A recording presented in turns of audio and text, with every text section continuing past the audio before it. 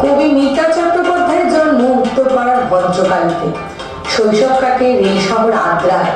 কলকাতা বিশ্ববিদ্যালয় থেকে বাংলায় মাস্টার্স। একটি ইংরেজি মাধ্যমের স্কুলের শিক্ষিকা ছিলেন 25 বছর। মেয়েবেলা থেকে সাহিত্য অনুরাগী, ভালোবাসেন লিখতেও। তার একটি গল্প গ্রন্থ, দুটি ছড়ার বই ও একটি কবিতার বই বিভিন্ন নামী প্রকাশনী থেকে প্রকাশিত হয়েছে। এছাড়া প্রচুর পত্র পত্রিকায় তার লেখা প্রকাশ। পৃথিবীতে সবারই কোনো না কোনো ধর্ম আছে।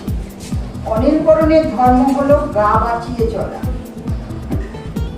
সেই কবে থেকে এই ধর্ম অনুশীলন করতে করতে ধর্মকে অভ্যাসকে ধর্ম করে ফেলেছে অনির্বরণ। এই সেদিন প্রচন্ড বৃষ্টিতে রাজপথ নর্দমা জলে ভেসে সামনের প্রতীক। হাঁটুর ওপর প্যান্ট মুড়ে, মাথায় ছাতা, কাঁধে ব্যাগ।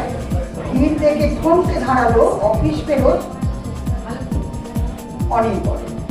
ঢাকনা খোলা ম্যানহোলের ভিতর পড়ে গিয়েছে এক কিশোর। অনির্বরণ সেদিকে একবার তাকিয়ে আস্তানার পথ ধরল। আর একদিন পাড়ার পটলাকে পকেট মার সন্দেহে বাস থেকে নামিয়ে কি ধোলাইটা না দিল লোকে। ওর দিকে তাকিয়ে নিরপরাধ পটলার চোখ থেকে ঝরে পড়া মিনতি ক্রমশ নিষ্ফলিঙ্গ হয়ে গেল। আর তাই দেখে আস্তে আস্তে সরে পড়ল অনির্বরণ। কারণ তার ধর্মই হলো গা বাঁচিয়ে চলা।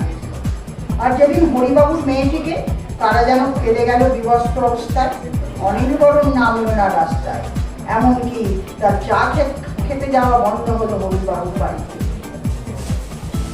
কিন্তু সেদিন একটু বেশি রাতে কিশোরী মেয়েকে নিয়ে ফিরছিল অনির্বরণ।